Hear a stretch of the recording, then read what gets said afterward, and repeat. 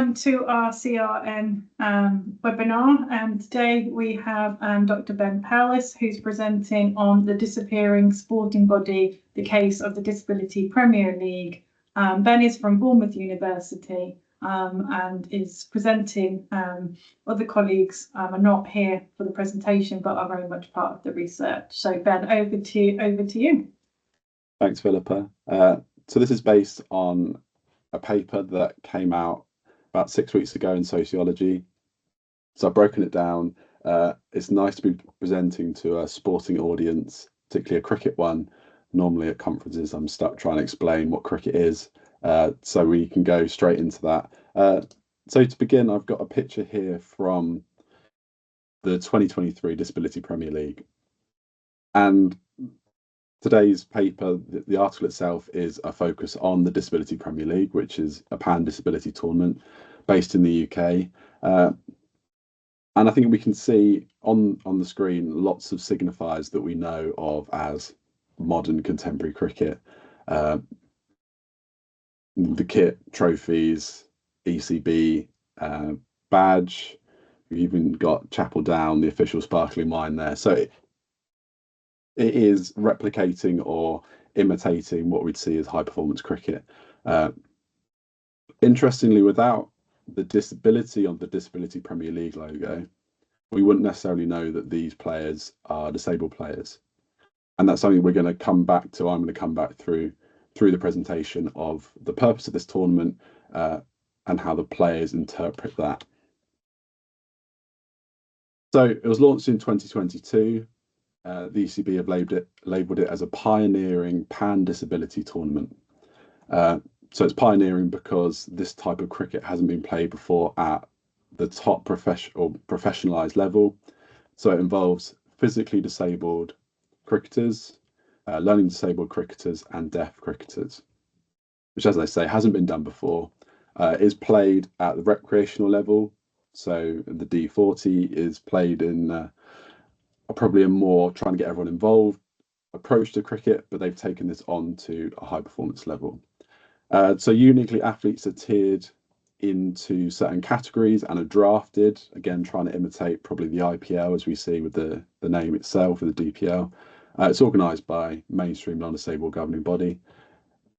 There's lots of potential issues which we'll come on to a bit later on. Specifically, there's no system of classification across the 3 impairment groups, so no way of trying to make sure impairment doesn't dominate the competition itself. Talk a bit more about that later on as well. So our study, through a gatekeeper at the ECB, we were granted access to the players and the coaches who competed in the DPL 2022. Across the sample, we eventually spoke to 12 players who took part in online interviews that varied between 25 minutes and 79 minutes. One of us, James Brighton, one of our co-authors, went to the 2023 draft, so we got to see it in action and kind of see what went on, and he's took notes, and that will form later papers. Then we abductively analysed what we found alongside a range of different disability-specific and sport-specific theories. The framework that we used drew upon embodiment literature and symbolic interactionism. And we use that. I won't go into the framework here that much. You can ask at the end if you'd like. But we've kind of used this key concept throughout, this notion of disappearance, which we define as the appearance and disappearance of impairment and disability. So this notion is used quite a lot in disability studies, either too much disability. So Michalko talked about excessive appearance of disability. Later used the notion of disappearance as in dysfunction, so DYS, when your body comes into focus when stuff is going wrong. So there is precedent for this, but we've applied this to the sporting arena. As we go through, we'll see some images. So this is from BBC Sport, but this is taken from the DPL. I'll leave it up just for a second because we can see again the imitation of high performance cricket or certain franchise cricket, even going as far as having one of the franchises, which is you see the Hawks and the Pirates, They've got it on the pads. The logos are everywhere. Zing bales. It's got, again, the idea of this kind of high-level neoliberalized form of cricket.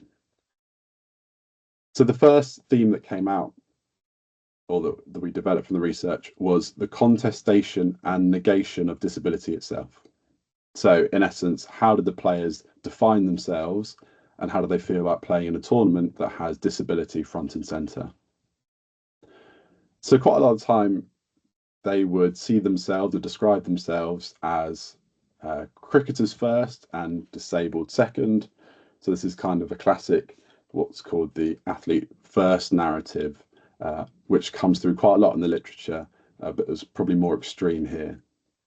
So a couple of quotes there, I won't read them out word for word, but if we start with the first one. So Mark, who when he was growing up was encouraged to ignore his disability or not see himself as disabled, not discuss his impairment, and went through the ranks of mainstream cricket, getting quite high in the mainstream system before turning to disability cricket. So he'd say, "We are not disabled. What are you on about? I'm not disabled. I don't need a wheelchair or whatever." And that's what really limits us. And that's why I think the Disability Premier League is the worst name it could have had. It's quite an extreme viewpoint, and this is backed up when they say, "I've come to play international cricket. I've not come to play with 70 disabled people, and that's all I want to do." So we see this as a form of, Rembriss, who talked about athlete first, as double consciousness, as feeling like an elite athlete and a disabled person. But in this case, we see themselves as elite athletes and a non-disabled person, which is quite a complicated thing for players to get their heads around. So they're representing the Disability Premier League, but for a number of players, they don't see themselves as disabled. And this potentially reflects a shift in contemporary disability sport, where players are being scouted and found in mainstream settings. So for the majority of the players who participate in the tournament, they play mainstream Premier League cricket. They may not define themselves as disabled in everyday life, but as soon as they're in this setting, that changes. So for certain players, their experience of disability would have been different. So Joe played disability cricket since the age of 10. And when discussing the idea of stigma or the potential stigma of playing disability cricket, he starts quite positively, and then it trails off into this construction of difference, which is central to our notion of disappearance. So it says it depends how long you've been in disability cricket for, and it's been ingrained that there's nothing to be ashamed of. But then here we kind of have a turn. You are different to 99% of people. Even though I don't consider myself disabled, I don't have disabled parking or anything.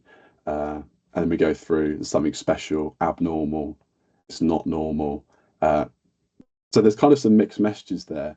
And I think in the construction of being a disabled cricketer or an elite athlete in this sense, disability is something to try and avoid, to something that may, as we've got here, stigmatise their ability to perform. And a lot of this is based around what we find in disability studies as the normate body, come through in ableism, all the way from Garland Thompson, about not fitting the ideal of what a body should be able to do.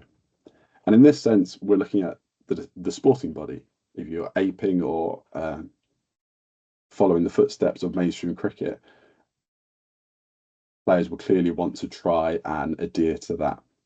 So in this case, the rejection or negation of the disability is probably as a form of, I wanted to be seen as an athlete rather than someone who's disabled. So here we've got a reasonably black and white, I'm not disabled, I am disabled kind of distinction, but it's more than that.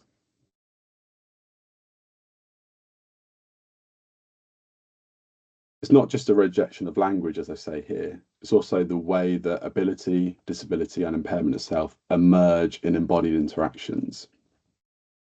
So pan-disability sport itself is inevitably ableist.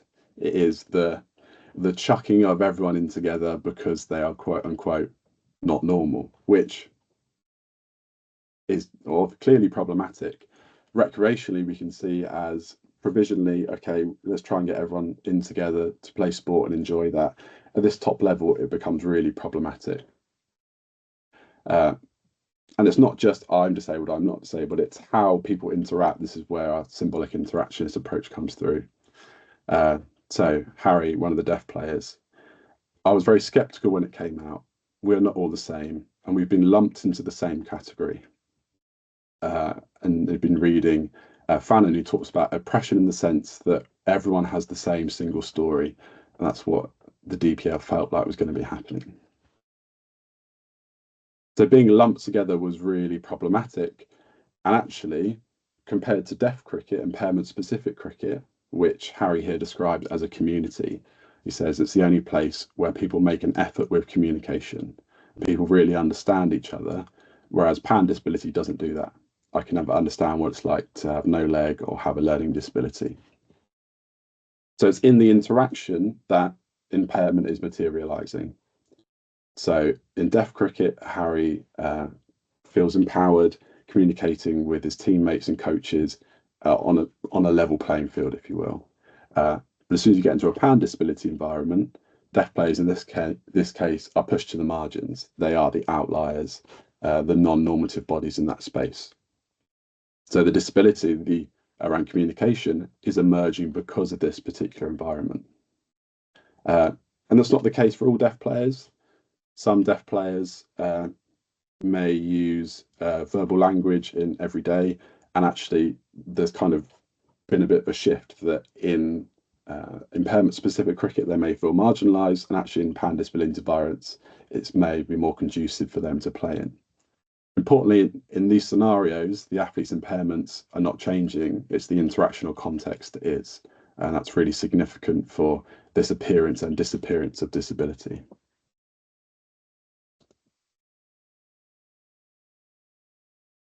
And this was most obvious to us in terms of the interplay between embodiment and impairment, was around issues of captaincy and issues of power. So in the first season of the DPL, there were 4 captains across the 4 franchises, 1 PD captain, 1 LD captain, 1 deaf captain, and 1 what they termed as a non-England playing captain who was physically disabled. A year later, all of the captains were then physically disabled. So for learning disability, captain with learning disability and the deaf captain, they found their roles were gone. And one of Oscar, who was one of the captains, kind of contextualizes it and to an extent agrees with what happened. I understand the context of disability. It might mean that deaf people are disadvantaged in those leadership and communication roles, but then you've got physical disability disadvantage when it comes to running between the wickets. Then you've got the learning disability advantage when it comes to strategy and trying to maintain focus. So at no point am I complaining about it. So to an extent, Oscar is reproducing those institutional categories that have been passed down that are quite black and white, quite solid, although the reality is they're much more fluid and grey than that. And while it may suggest a bit, oh, well, I can do this, they can't do this, and it's all going to even itself out, it neglects the role of power and domination and how, in this case, ability, disability, ability to lead, ability to be productive disappears. So back to Harry, who is in the last slide. This is a really kind of insightful quote. I think it shows the nature of disabilities quite clearly. Not the nature of disability, but the nature of how we respond to disabilities. So it's cultural, isn't it? Being a leader in the change room, it's all about communication between coaches and the team. Like the LDs, deafness, our disability is about communication, right? I guess the PDs don't have that problem because their disabilities are physical. Of course, the coaches, are going to find it easier to talk to someone who communicate in their world, and that's very harsh. So here, this notion of ability is not just cricket, it's about having leadership material. And clearly that shift from the first to the second year is that the ECB or the coaches or the organisers have gone with, this is the way to lead, this is the important thing that we're going to focus on, and this is what we're going to continue to do. In this case, it's about the appearance and disappearance of disability is about the markings of difference and the unequal markings of difference, where certain bodies are rewarded and celebrated and some are again pushed to the margins. And often this is based on trying to emulate non-disabled standards, again, the normate body. And we see this in how the athletes define themselves, how the coaches define that, and the organisers. So this final theme that I want to come on to now is about this notion of the corporeal boundaries, so that the boundaries of acceptability between these different bodies in the DPL. And this changes across what the players think, depending on their impairment, what the coaches think, but often it's based on signs of disability. So we'll start with one end of this quite extreme continuum, which is severely, severely disabled according to certain players. You're not going to get those who are severely, severely, severely disabled, or maybe they are severely disabled, but it impacts their life to a point that they can't play cricket to a good standard. Because everyone's playing a good standard, so they must have learned how to deal with it. Which wouldn't work with someone in a wheelchair playing the DPL because it wouldn't be safe. Or someone that was so disabled that you needed a full-time carer stood with them. I think I took that out, but it says stood with them at point. So a very specific cricketing reference there. So if we're coming back to this ideal notion of what the body should be, the players are distinguishing between the right type and the wrong type of disability for this space. And I would see this as building on what Mikhalko said about the excessive appearance of disability. So someone looking disabled, visibly, that being an important thing. Lots of players came back to the notion of wheelchair use and that being a sign of something they didn't want to relate with, which I think comes through a lot in the signifiers of disability. If we look on signs, for example, of wheelchair users, that often is used to signify disability as a whole, which these players probably want to push against and move away from. Equally, we've also got players who are defining disability at the more high performance end. So Rory, who's a PD, talked about this notion of able disabled players. What I've noticed is that there are more able disabled players now. Certainly for physical disabilities, there are more subtle disabilities from my point of view, which in the interview talks about someone who has an internal stoma type disability, this is his words, or have been in an accident or have got a bad knee, compared to the disabilities when he first started playing cricket. Amputees, arm missing, cerebral palsy, quite obvious physical disabilities. Now they're more subtle. So like on the previous slide, when there was excessive imagery of disability, signs are prominent here in Rory's marking of athletes that are not disabled enough for disability sport. And I think it captures where disability sport, from a high performance angle, is going and moving towards. So the selection of athletes who are able disabled or within that classification boundary, again, can mimic forms of cricket that are most popular. So Rory, who's cerebral palsy, understands that his impairment now, or a younger version of him, wouldn't necessarily be able to play international cricket because the need for upper arm power to mimic kind of the high performance, high power hitting of modern cricket. So for the most part, openers across the world will have a certain type of disability because they want them to hit hard and play a certain type of cricket that's become very popular. And often this is based on who's picking them, and coaches that have come from the mainstream game and applying these same standards to disability cricket. So clearly the body itself is an important signifier in this space, but then athletes also argue about who's visible, who's not visible. There's lots of confusion, and I'd rather be in this impairment type because they have this type of coverage, etc. So this is from Nick, who's a learning disability cricketer, talking about physical disability players. When you walk down the street, you could easily see someone with a physical disability. Same for someone who's visually impaired or deaf, if you're looking for the right cues. but you won't be able to spot somebody with a learning or intellectual disability. So he's saying that they are missed out, they are overlooked because we can't see their disability. Whereas we've already seen that people who are seen to be too visibly disabled are also shunned. So there's almost no getting it right here. So there's a lot of confusion and contestation of the types of bodies that should be allowed in disability cricket. Now, this is changing rapidly. I'll come back to the conclusion, but this is where we've kind of come to. So this is an article published by Ralph Nicholson from this network about an upcoming trial in the summer. So last December, it was announced that the ECB are streamlining the three squads, the impairment-specific squads, into one mixed disability team, as that's how they call it. So this summer, there's a trial against India, including games at Lords and Bristol. And if successful, however successful is deemed, this will become the new norm for disability cricket in the UK and ECB hope across the world. This will be the new way of playing disability cricket.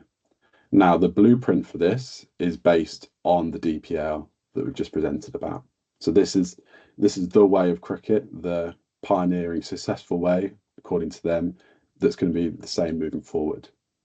So those issues that we've highlighted in our paper are only going to be magnified more as cricket changes in this way. So I think currently for the series against India, instead of a squad of 15 across 3 impairment groups, we've now got a squad of 15 or maybe 18 where there's 6 PD players, 6 deaf players, and 6 learning disability players. Following kind of the impact of the research there, I think it's quite easy for us to deduce who will be picked there, the type of players that we picked, and it'll be those who are most able and can perform at the highest level. And as soon as this opens out to across the world, this has not been played anywhere else. All countries apart from England don't have all the 3 teams, so they're going to have to find new systems and develop new systems. And again, there's no form of classification to bring all this together. So let's see how that goes. So the conclusion really is, watch this space. We see the disabled body itself disappearing in disability sport. What are we left with? And I think we're going to find out this summer, and then potentially as we move forward with disability cricket. So kind of as a site of interest, it is pushing the boundaries of what a disabled athlete is and what the disabled body should be. But it's probably only going to get worse than this. So I'll stop there and see if we've got any questions. I'll leave up a QR code for the paper, which is open access, so feel free to download it.